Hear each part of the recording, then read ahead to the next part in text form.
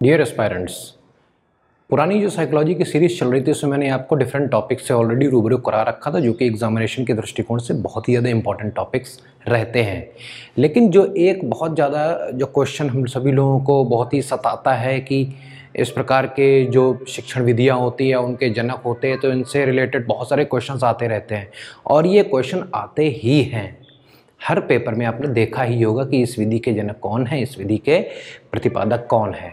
तो दोस्तों, इसी से रिलेटेड आज मैं आप सभी लोगों के लिए बहुत ही इंपॉर्टेंट जो वीडियो है वो लेकर आया हूँ। इसमें सारी विधियाँ नहीं मैंने कवर की हैं, क्योंकि बहुत सारी विधियाँ हैं और ये सारी विधियाँ बहुत ही डीप लेवल पे जाके होती हैं। लेकिन जब आपसे कॉम्पिटिशन एग्जाम्स के खासकर जो टेट और सुपर टेट से रिलेटेड जो एग्जाम्स होते हैं उनमें जब जो क्वेश्चंस आते हैं वो आपसे सरफेस से लेकर मिडिल जो सरफेस होती है वहाँ तक के क्वेश्चंस आते हैं। बहुत ही डीप लेवल तक के क्वेश्चन अभी तक नहीं पूछे जा रहे हैं। ऑब्वियसली आगे चलकर पूछे जाएंगे, क्योंकि सारा कंपटीशन जो होता है बढ़ता जा रहा है। लेकिन फिलहाल आप सभी लोगों को डरने की जरूरत नहीं है। ये जो वीडियो है सरफेस क्वेश्चन से लेकर मिडिल सरफेस जो क्वेश्चन हैं वहाँ तक को कवर करेगा। तो दोस्तों, आज का जो वीडियो हमारा है वो हमारा होगा शिक्षण विधियाँ और उनके प्रतिपादकों के नाम के ऊपर चर्चा करूँगा। लेकिन केवल और केवल इसका स्क्रीनशॉट लेने से कुछ नहीं होगा, क्योंकि मैं इसमें इसके बारे में भी बताने वाला हूँ कि कौन सी विधि क्या होती है। तो दोस्तों, इस वीडियो को बिल्कुल भी स्किप मत करिएगा और वीडियो को सब्सक्राइब, जो चैनल है हमारा उसको सब्सक्राइब कर दीजिएगा और वीडियो को शेयर कर दीजिए अभी। और वीडियो अगर अच्छा लगे तो आप लाइक ज़रूर कर दीजिएगा। आपके लाइक से मुझे मोटिवेशन मिलती है। मैं नया नया सभी लोगों के लिए जो प्रकरण है, जो भी बहुत सारी चीज़ें हैं, मैं आप सभी लोगों को खोज कर लाता हूँ। बहुत मेहनत होती है, बट आप सभी लोगों का सपोर्ट यूँ ही मिलता रहे। आप सभी लोगों के स्नेह से ही ज्ञान प्लैनेट चैनल आज आपके लिए नया वीडियो लेकर आया। चलिए वीडियो को शुरू करते हैं।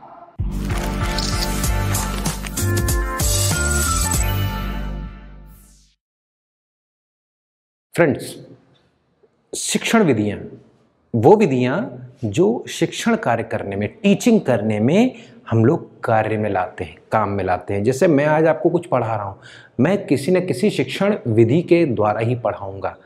या यदि कोई टीचर कोई आप किसी बच्चे को पढ़ा रहा है तो वो किसी न किसी शिक्षण विधि का प्रयोग करता है, या तो जाने या अनजाने।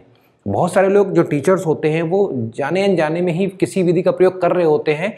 बस होता क्या है कि आप सभी लोगों को उस विधि की जानकारी यदि अच्छे से हो तो आप उस चीज़ को, टॉपिक को अच्छे से पढ़ा सकते हैं। जैसे कि आगमन और निगमन विधि क्या होती है, मैंने इस बारे में ऑलरेडी चर्चा करी है। इसको आप उधर आई बटन वाला जो वीडियो है उस पर आप जाकर देख लीजिएगा। बहुत ही अच्छा वीडियो है, काफ़ी आसानी से समझ में आने वाला है, तो आप प्लीज़ उस वीडियो को अवश्य देखें। तो दोस्तों, शिक्षण विधियाँ जो भी आई, तो इसमें बहुत सारी शिक्षण विधियाँ आई। इसमें मैंने कुछ ही शिक्षण विधियों को कवर किया और ये शिक्षण विधियाँ पूछी ही जाती हैं। तो सबसे पहली जो शिक्षण विधि है वो है किंडरगार्टन मेथड, अर्थात जो ऐसे जो छोटे बच्चे होते हैं जो कि प्री नर्सरी और नर्सरी वाले जो क्लासेस होते हैं उन प्रकार के बच्चों को पढ़ाने के लिए किंडरगार्टन मेथड अपनाया गया है। किंडरगार्टन, किंडर का मतलब होता है किड्स, ठीक है। तो किंडरगार्टन मेथड किसके द्वारा दिया गया था? फ्रोबेल के द्वारा दिया गया था। ये जो फ्रोबेल थे ये एक साइकोलॉजिस्ट के साथ साथ एजुकेशनल साइकोलॉजी के साइंटिस्ट में भी इनका नाम शुमार होता है। तो बहुत ही बड़े वैज्ञानिकों में इनका नाम रहता है।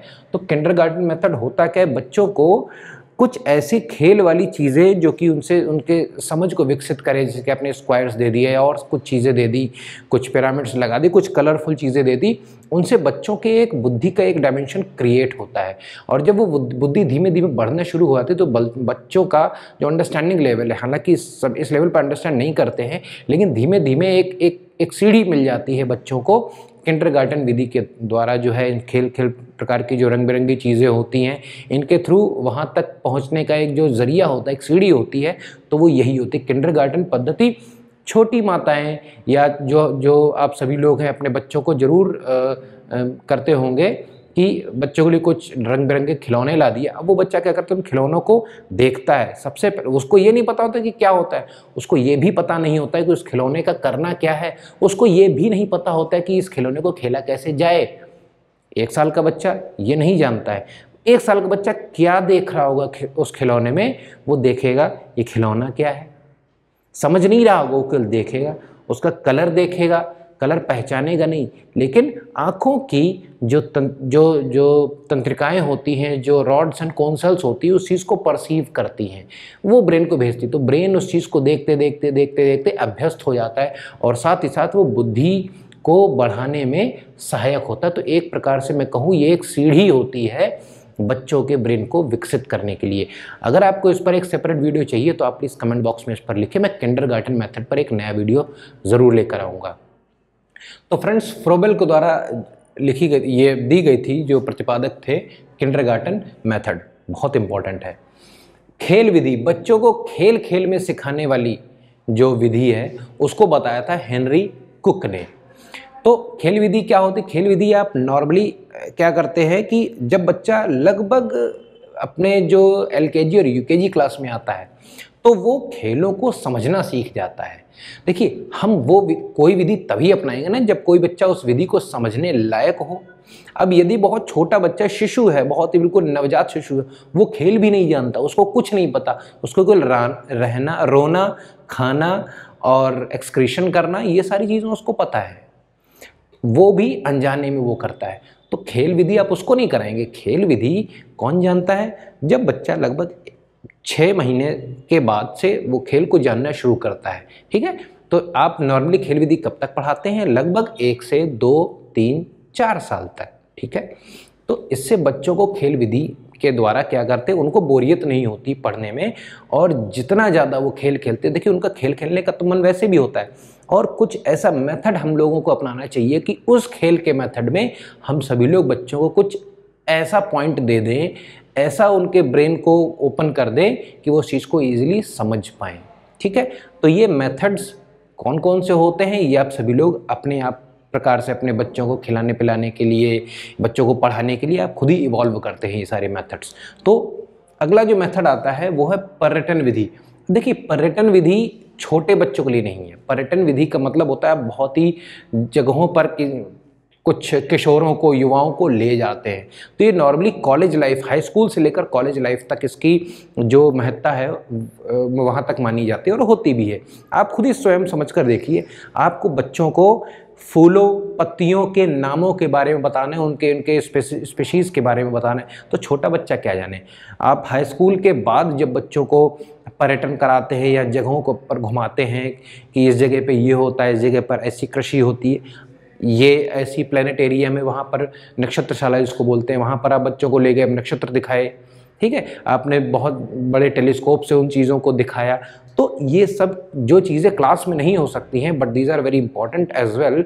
तो आप सभी लोगों को क्या करना होता है, आप एज अ टीचर आप लोगों को बच्चों को, उन किशोरों को आगे क्लास से बाहर निकाल कर ले जाना होता है। स्कूल से बाहर, स्कूल की एक टूर ट्रिप करी जाती है कि उस ट्रिप में अगर आपको जाना है, एक टूर पर जाना है, फॉर एग्जांपल आप नैनीताल गए, नैनीताल लाल कुआं गए, वहाँ पर आपने ओरिएंट की पेपर फैक्ट्री देखी, तो किस प्रकार से ओरिएंट का पेपर बनता है आप वहाँ पर देखते हैं जाकर। तो इसके बाद आप अपनी रिपोर्ट तैयार करते हैं। ठीक है ना, तो पूरा एक जो ट्रैवल है, ट्रैवलॉग किया, उस पर रिपोर्ट जनरेट करी, बच्चों ने कुछ सीखा, रियल टाइम में सीखा।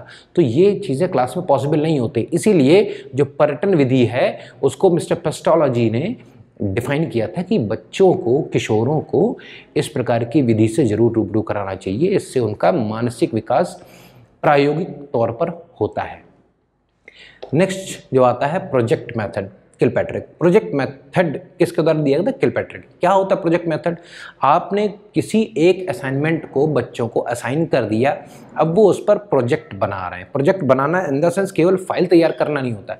बच्चों से अगर आपने कह दिया कि आपको फाइंड करना है कि आपकी गली में कितने बुजुर्ग हैं, बुजुर्ग मेल हैं, कितने बुजुर्ग फीमेल हैं, तो उन बच्चों के लिए एक प्रोजेक्ट वर्क हो गया। ठीक है ना, तो अब वो जाकर सर्वे करेंगे, जाकर उस चीज़ को एज अ रिपोर्ट तैयार करेंगे, डेटा कलेक्ट करेंगे और उस चीज़ को निकाल के लाएंगे। तो ये भी आप अराउंड जो है 7th 8th क्लास से आगे करा सकते हैं, एज लो एज आप 7th क्लास से स्टार्ट जरूर कर सकते हैं। ठीक है, क्योंकि बच्चों को थोड़ा सा घूमने फिरने की इच्छा में, उनको थोड़ा ब्रेन को खोलने में भी मदद मिलती है।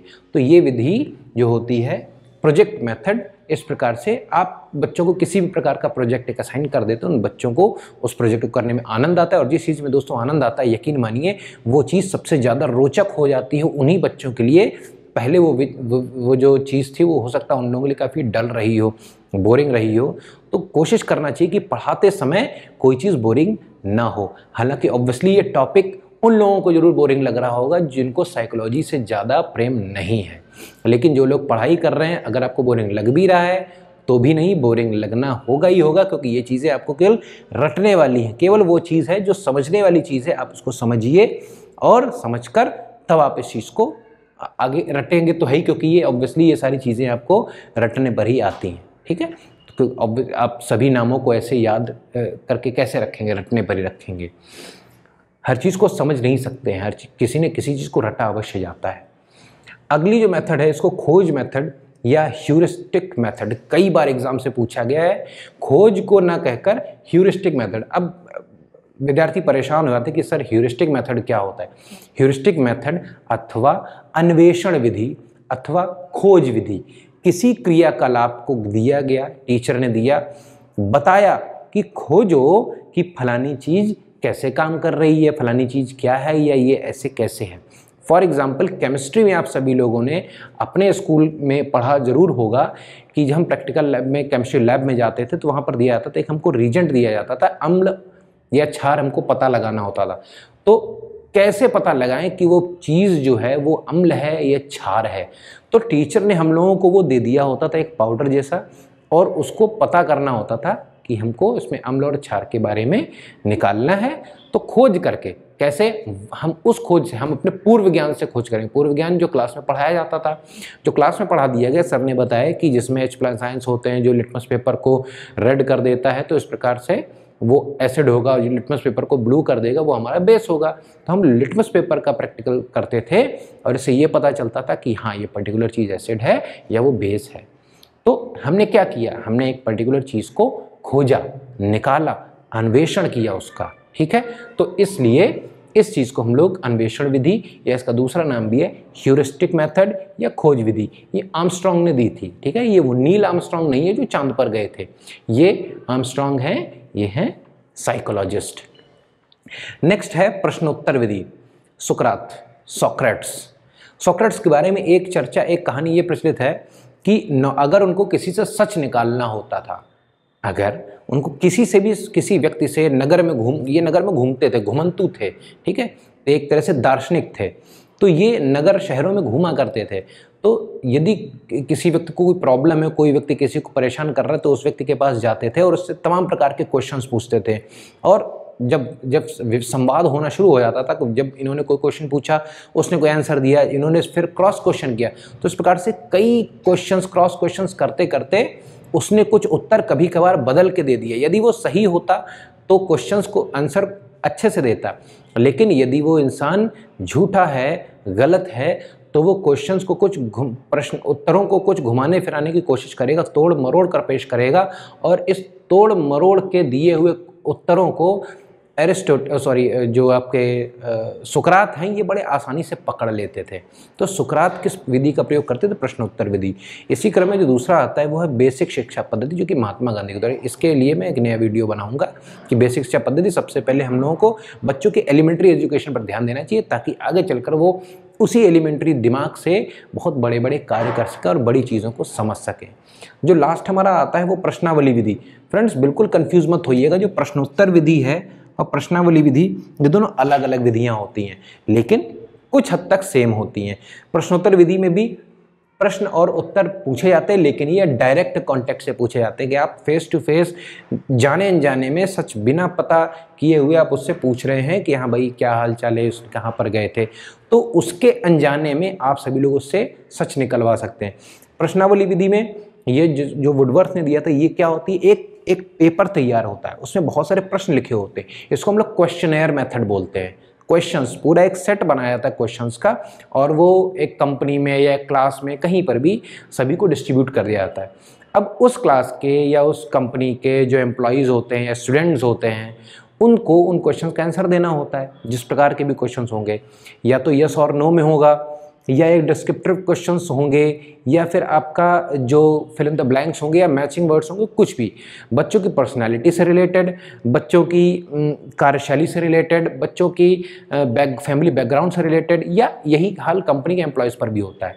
तो इस प्रकार से हम प्रश्नावली एक तैयार करते हैं, उनसे उनके आंसर्स इकट्ठे कर लेते हैं, फिर उन आंसर्स को एनालाइज किया जाता है, उसका जो है पूरी तरह से हम उपयोग करते हैं आगे अपने मेथड्स में कि हमको किस प्रकार से बच्चों को मेथड्स पढ़ाने होंगे, उनके पास कौन कौन सी समस्याएं हैं।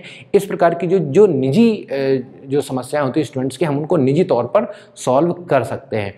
यही एक मेथड जो कंपनीज में लोग क्या करते हैं, अप्रेजल मेथड इसको कभी कभी बोलते हैं, कि यदि किसी कंपनी के एक एम्प्लॉय का अप्रेजल करना है तो क्वेश्चनर कंपनियों में बांट दी जाती है, कंपनीज में बांट दी जाती है, और उस जो अप्रेजल फॉर्म होता है उसको सभी जो कलीग्स होते हैं उसको फिल करते हैं इस पर्सन के बारे में, ठीक है। तो जो इस पर्सन के बारे में अच्छी चीज़ें निकल कर आती हैं, यदि ज़्यादा चीज़ें अच्छी हैं तो पर्सन को अपग्रेड कर दिया जाएगा, अदरवाइज वो वहीं पर रहेगा, या हो सकता है उसको कंपनी से निकाल दिया जाए। तो क्वेश्चनर मेथड एक तरह से पर्सनल जो इन्फॉर्मेशन होती है लेने के काम आती है, जो कि हिडन पर्सनल इन्फॉर्मेशन होती हैं। तो ये वुडवर्थ ने ये मेथड जनरेट किया था। तो ये है क्वेश्चन आंसर मेथड और ये है क्वेश्चनेयर मेथड, ठीक है।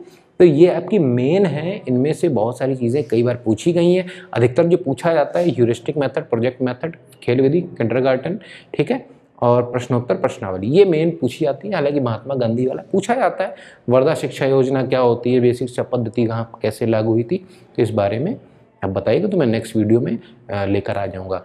खैर दोस्तों, आप सभी लोगों को आशा करता हूँ ये वीडियो अच्छा लगा होगा, इन्फॉर्मेटिव लगा होगा, और इस इन्फॉर्मेशन को आप अपने सहपाठियों को भी ज़रूर शेयर करें, क्योंकि ये वीडियो आपके लिए तो है ही, उनके लिए भी बहुत ही अच्छा साबित होने वाला है। तो फ्रेंड्स, आप सभी लोगों का बहुत बहुत धन्यवाद, और यही धन्यवाद आप अपने फ्रेंड्स से भी लीजिएगा ये वीडियो शेयर करके। तो दोस्तों, अगली वीडियो में फिर मुलाकात होती है, तब तक के लिए धन्यवाद। आपका दिन शुभ हो।